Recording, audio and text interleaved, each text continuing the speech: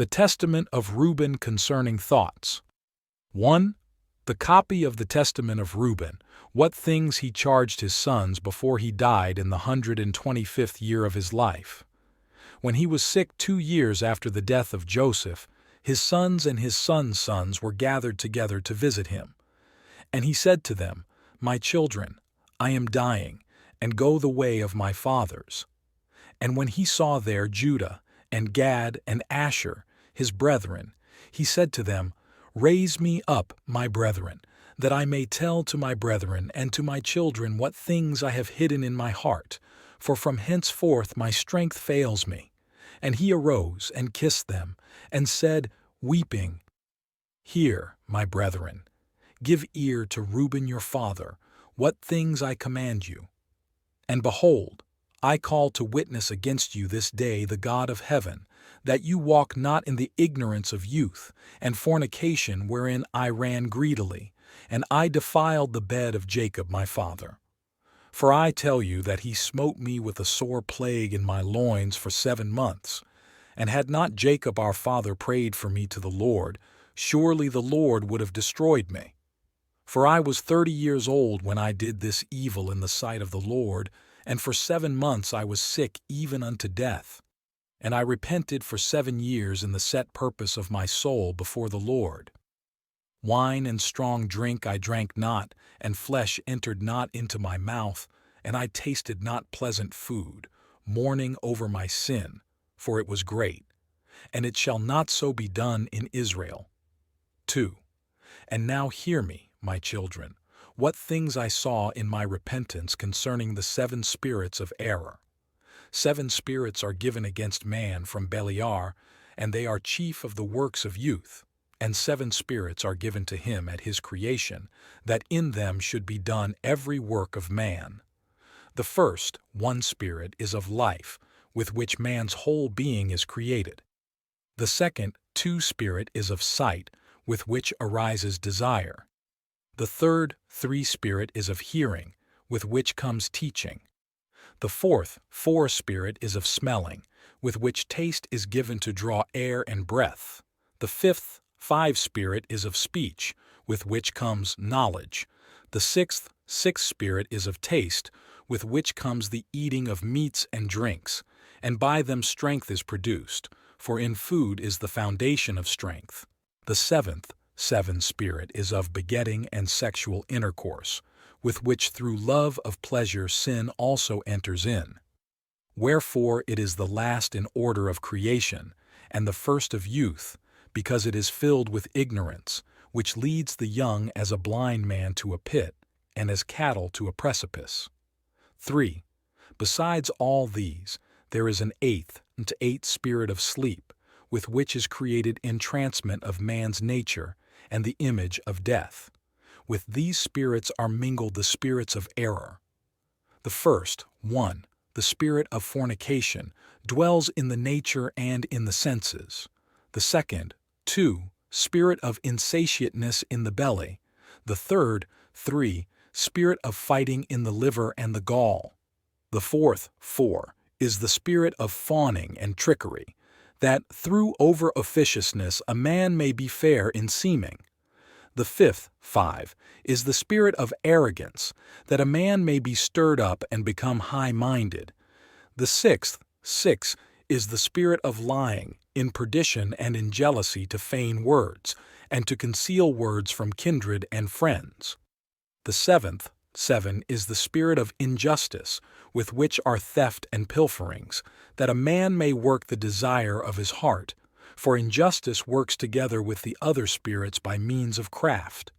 Besides all these, the spirit of sleep, the 8th, 8 spirit, is conjoined with error and fantasy, and so perishes every young man, darkening his mind from the truth, and not understanding the law of God, nor obeying the admonitions of his fathers, as befell me also in my youth. And now, children, love the truth, and it shall preserve you. I counsel you, hear ye Reuben your father. Pay no heed to the sight of a woman, nor yet associate privately with a female under the authority of a husband, nor meddle with affairs of womankind. For had I not seen Bilhah bathing in a covered place, I had not fallen into this great iniquity. For my mind, dwelling on the woman's nakedness, suffered me not to sleep until I had done the abominable deed. For while Jacob our father was absent with Isaac his father, when we were in Gadar, near to Ephrathah in Bethlehem, Bilhah was drunk, and lay asleep uncovered in her chamber. And when I went in and beheld her nakedness, I wrought that impiety, and leaving her sleeping I departed. And immediately an angel of God revealed to my father Jacob concerning my impiety, and he came and mourned over me, and touched her no more. 4. Pay no heed, therefore, to the beauty of women, and muse not upon their doings, but walk in singleness of heart in the fear of the Lord, and be laboring in works, and roaming in study and among your flocks, until the Lord give to you a wife whom he will, that you suffer not as I did. Until my father's death I had not boldness to look steadfastly into the face of Jacob, or to speak to any of my brethren because of my reproach, and even until now my conscience afflicts me by reason of my sin. And my father comforted me, for he prayed for me unto the Lord, that the anger of the Lord might pass away from me, even as the Lord showed me. From henceforth then I was protected, and I sinned not.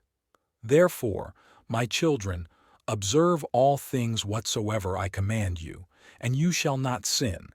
For fornication is the destruction of the soul, separating it from God, and bringing it near to idols, because it deceives the mind and understanding, and brings down young men into hell before their time. For many has fornication destroyed, because though a man be old or noble, it makes him a reproach and a laughingstock with Beliar and the sons of men.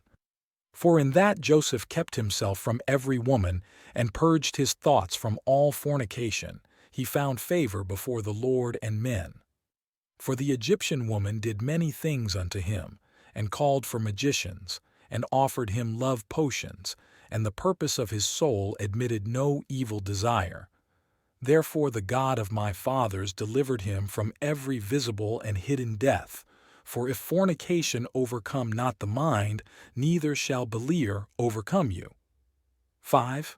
Hurtful are women, my children, because since they have no power or strength over the man, they act subtly through outward guise how they may draw him to themselves, and whom they cannot overcome by strength, him they overcome by craft. For moreover the angel of God told me concerning them, and taught me that women are overcome by the spirit of fornication more than men, and they devise in their heart against men. And by means of their adornment they deceive first their minds, and instill the poison by the glance of their eye, and then they take them captive by their doings, for a woman cannot overcome a man by force. Therefore flee fornication, my children, and command your wives and your daughters that they adorn not their heads and their faces, because every woman who acts deceitfully in these things has been reserved to everlasting punishment. For thus they allured the watchers before the flood, and as these continually beheld them, they fell into desire each of the other, and they conceived the act in their mind, and changed themselves into the shape of men, and appeared to them in their congress with their husbands.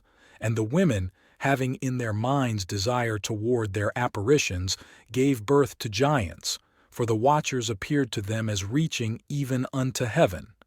6. Beware, therefore, of fornication, and if you wish to be pure in your mind, guard your senses against every woman. And command them likewise not to company with men, that they also be pure in their mind.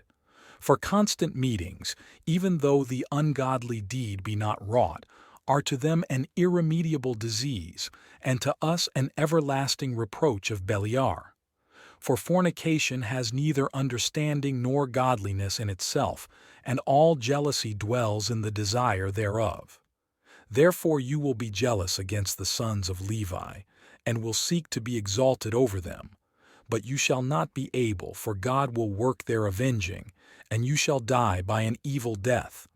For to Levi the Lord gave the sovereignty, and to Judah, and to me also with them, and to Dan and Joseph, that we should be for rulers. Therefore I command you to hearken to Levi, because he shall know the law of the Lord, and shall give ordinances for judgment and sacrifice for all Israel until the completion of the times of Christ, the high priest whom the Lord has declared. I adjure you by the God of heaven to work truth each one with his neighbor, and draw near to Levi in humbleness of heart, that you may receive a blessing from his mouth. For he shall bless Israel, and specially Judah, because him has the Lord chosen to rule over all the peoples. And worship we his seed, because he shall die for us in wars visible and invisible, and shall be among you an everlasting king. 7. And Reuben died after that he had given command to his sons, and they placed him in a coffin until they bore him up from Egypt, and buried him in Hebron in the double cave where his fathers were.